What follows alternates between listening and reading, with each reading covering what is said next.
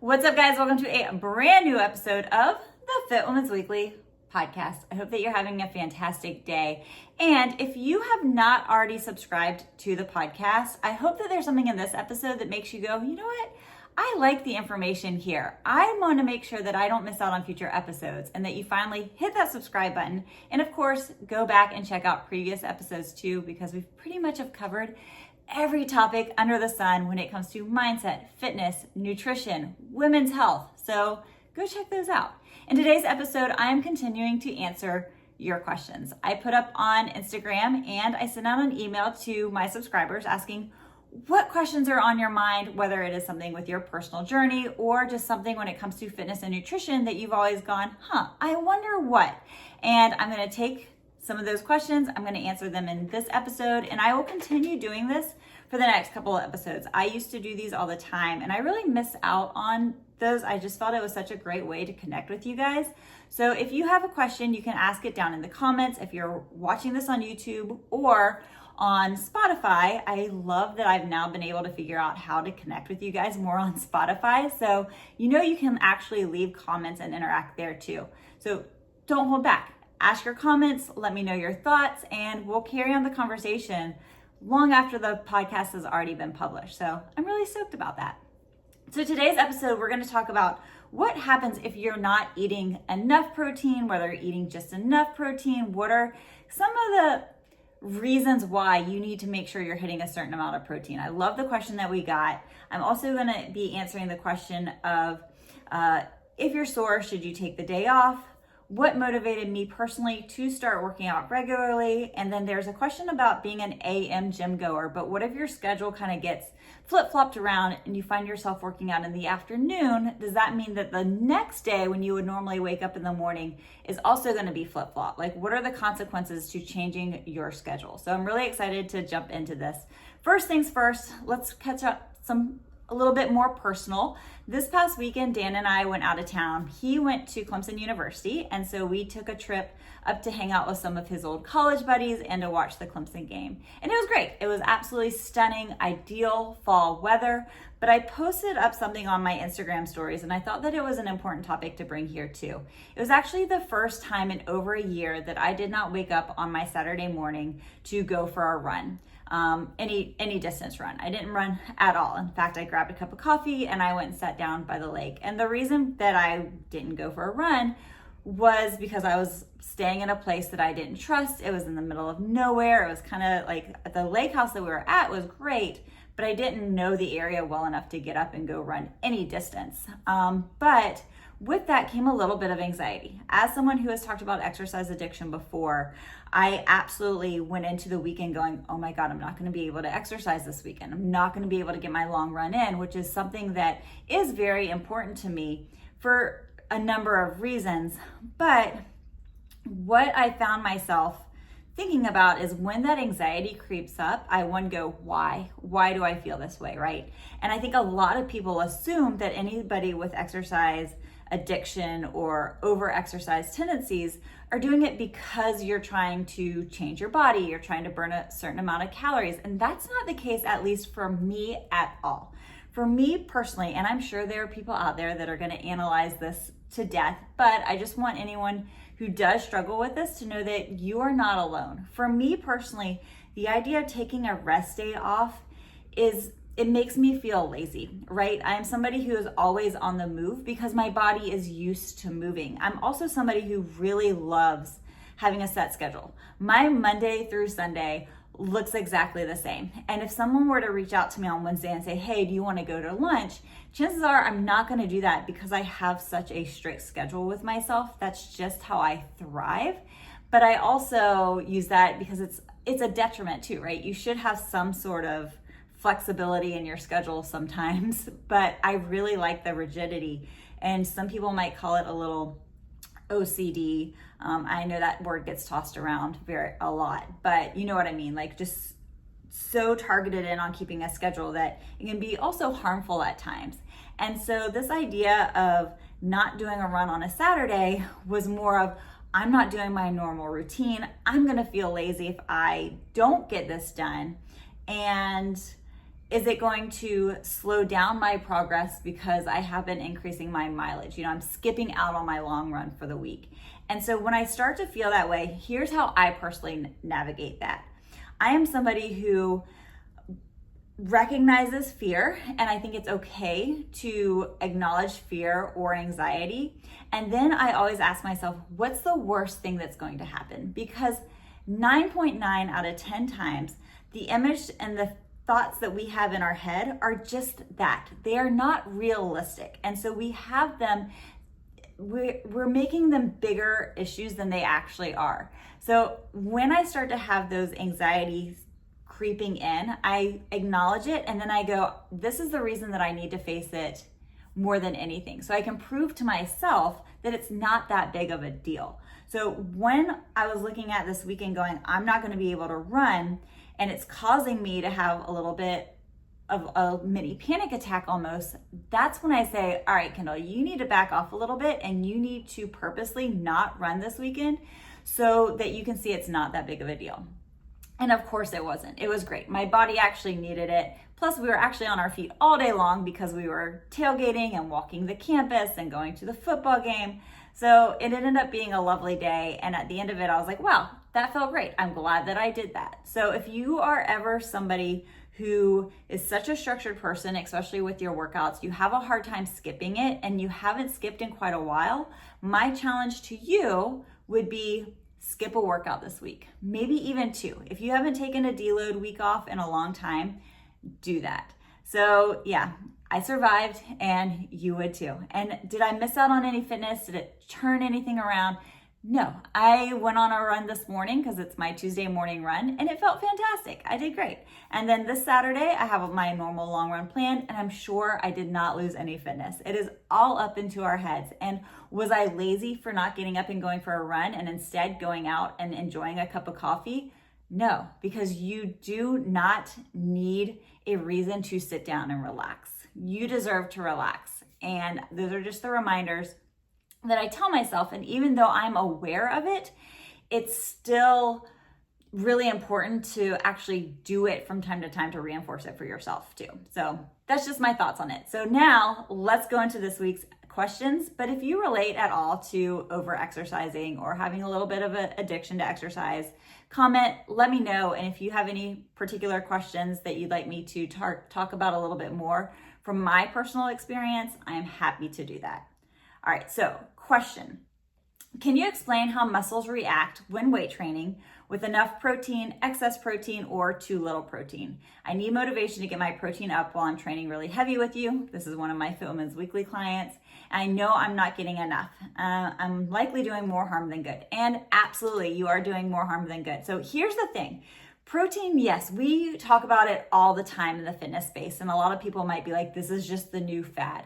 No, when in reality, strength training is becoming more and more popular, especially for women.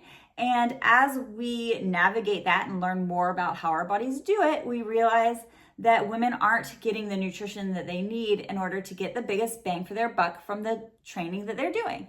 And so think of protein as the building blocks for your strength training, okay? It's basically being in a deficit when you are not getting in enough protein. And I don't just mean a calorie deficit, I mean a building block deficit. Your muscles are made of protein. Think about when you eat chicken or steak, right? That is just a big block of protein. Well, our bodies are no different. Our muscles are made of protein.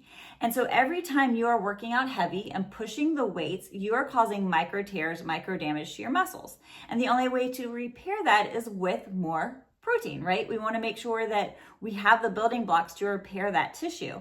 And so if you are not eating enough protein, guess what? Then you're not going to let your body repair itself. So you have a lot of different side effects that could come from that, but it is just to stress the importance to make sure that you are getting an adequate amount. And then if you are actually trying to increase your fitness, you need to be going into a slight surplus of your protein to make sure that you have not only enough to repair your tissue, but also make it better and improve it as well. So what are some of the cons of not getting enough protein? And we will talk about, I know I've talked about it a lot before, but we'll talk about it again because repetition is the key to success, how much protein you should be getting in order to help your body hit the goals that you're trying to achieve right now.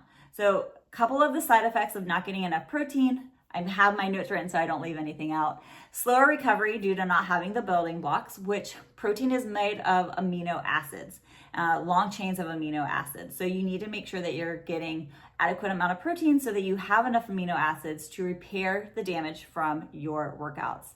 And if you don't have that, then you're gonna have an increased soreness, you're gonna have longer recovery, you're gonna feel more tired during your workouts, and obviously this is gonna make it harder to do a progressive overload. And we know that that is the secret, making your workouts progressively harder and harder from one workout to the next to getting results, whether it is pure strength or hypertrophy, because strength and hypertrophy or muscle building are not actually the same things. But if you're wanting to do one or both of those things, you got to make sure you have adequate enough protein. Otherwise, it is going to hinder your progress because you're never going to be recovered. If you are experiencing achy muscles a lot, if you're fatigued when you feel like you should be recovered from one workout to the next, if you're continuously sore and your DOMs are like, oh, your delayed onset muscle soreness is always like, oh my God, why am I so sore today?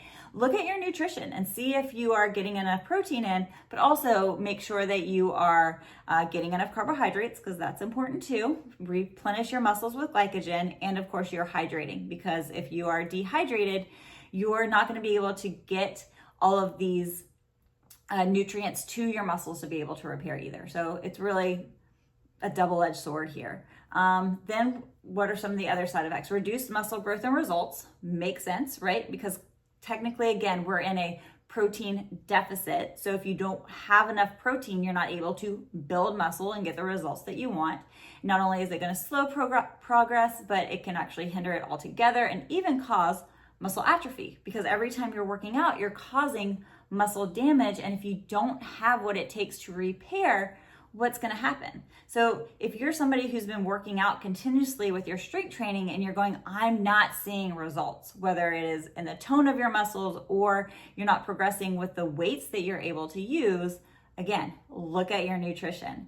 Increased risk of injury, lack of recovery, decreased energy and performance. Again, you'll feel tired, you'll feel weak, and you'll feel like you need to take time off when you really shouldn't have to take time off. It's very natural to want to take or to need to take a deload week every 8 to 12 weeks, but you should not feel like you need to take a week off from your training after every 2 to 3 weeks, right? Again, that could be a red flag to be like, let me take a look at my nutrition. So then we come to the question of how much protein should you actually be taking? And I recently did a podcast episode on this, that most American women need about 0.6 grams of protein per pound that they weigh. Now that is not focusing on muscle building and fitness. That is just the typical American diet. However, we're gonna have to up that a little bit to handle all the things that we just talked about. So for most ladies, it's gonna be anywhere from 0.8 to 1.2 grams of protein per pound that they weigh.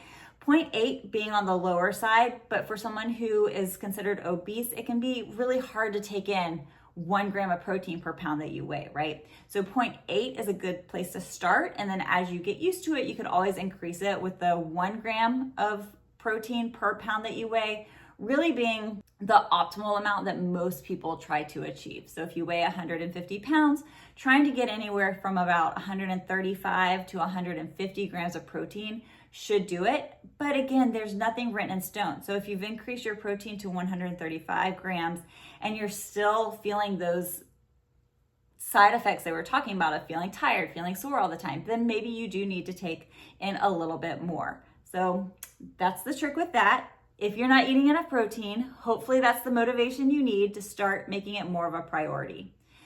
Question number 2, if you're sore, should you take the day off? Most of the time, no, is what I tell clients, especially when you're first getting started on your fitness journey. You are going to be sore. But if you are sore and then you're like, oh my gosh, I'm so sore, I need to stop working out, then if you don't work out until that soreness is gone, guess what happens? Your body's never going to adjust to what you're putting it under, and you're just going to get sore again, and you're going to take the time off. So you're never actually able to get used to your cycle because you're always training hard, then you're taking time off for that muscle soreness to go away. You get sore again when you train hard the next week. So my tip for you is, One, if you're a little bit sore, that's normal. Focus on nutrition like we talked about. Focus on getting some basic movement in, like walking, foam rolling, and stretching. Those things are going to help with your recovery as well. And then focus on a different muscle group. Focus on what you can do. So you should never be really putting a ton. It's okay to train back-to-back days minimally, but you should not be doing leg days 2 times in a row, right? Where everything is focused on just that muscle group. You need to give it about a 48-hour break in between. So if you train legs one day, you should be training your upper body the next day. Or if you do total body one day and then you do some split routines, what I do when I'm doing my programming is my upper body or my total body workout is generally not going to be a 50-50 split between upper body and lower body. So I kind of pay attention to what is it favoring, and then I'll use that opposite for the next day. So if my total body is a lot of squats with some push-ups, for example, put in there, but a lot of like weighted lower body movements, then the next day I'm going to focus mostly on my upper body, and then I'll hit my lower body up again a day or two later after that. So again, focus on what you can do, get some basic movement in. If you are so sore that you can't sit on the toilet or it hurts to just do basic skills, then that's probably a sign that you did a little bit too much. In that case, you might want to take the day off or just do an active recovery of go for a bike ride or a jog, just to kind of help shake things out and get blood flowing through the muscles to help with the recovery. But again, that's not most people. Most of the time when you're sore, you still want to get some sort of workout in. So focus on what you can do versus on what hurts so bad to keep the blood flowing and get your workout in. What motivated you to start working out regularly? So I've shared my story lots of times. I won't keep this one super long because that could be a whole other podcast on itself. But my motivation to start working out regularly was I got to college. I gained the freshman a lot. I think I gained about 40 pounds my freshman year. And I decided, I looked at myself, I didn't recognize myself. I had my dad actually, I pulled up in the driveway when I came home for a break, I think it was spring break, looked at me and he went, "Oh my God, what happened to you? You're not supposed to be this big." And that sent me spiraling in a not so fantastic way. And again, I've talked about that story in the past, so you can definitely go check that out. But then I got into running, was kind of my doorway into fitness. And then once I got more confident with my running, I started getting into the gym a little bit more. The gateway into the gym was more of like the exercise machines. And then I started dating Dan at the time. I was about 21, and he encouraged me to start getting into free weights. And then that feeling how strong and powerful picking up dumbbells and barbells and kettlebells can be really is what created my passion for strength training in and of itself. And I've been doing it consistently since I was 21 years old. So I just experienced my 20-year lift anniversary this year. So that's pretty cool. So yeah, the short story is what got me started working out was a very unhealthy body image of myself and an obsession. And then what kept me going was the feeling that I got from lifting heavy weights. So that was pretty cool. And then our final question of the day is, I am usually an AM gym person. Last night my phone died and my alarm didn't go off. So I've been in the mindset that I'm gonna work out today after work, but is that gonna completely screw me up on my AM work for tomorrow when it comes to recovery? And the answer is probably not. You might want you can do one of two things, right? One, if life happens, do a little bit of a workout. Maybe instead of doing the full workout that you would have done in the morning, go for a run, focus a little bit more on cardio maybe instead of your weightlifting, or instead of doing an hour-long workout, make it a little bit shorter, put it into a 30-minute workout. Or if you have it set up as a split workout, which I'm gonna guess this person probably does if they're working out back-to-back days, if today is leg day and tomorrow is upper body day, you should be fine, right? I would try to keep the same routine. Obviously, we talked about this, a podcast or two ago, that the number one trick to the best workout is trying to be consistent with your time, but that's not always going to happen. So if you have to change it around from time to time, that's fine. Just keep that in the back of your mind, maybe going into the next morning. When you wake up, your body is probably going to be a little bit more deplenish, that's a hard word for me to say, than it would had you worked out in the morning 24 hours before. So before your workout, maybe take in a protein shake or eat a little bit more of a fuel before you get going, just to help your muscles replenish and get a little glycogen in there with some banana or something, some simple sugars that are going to help you.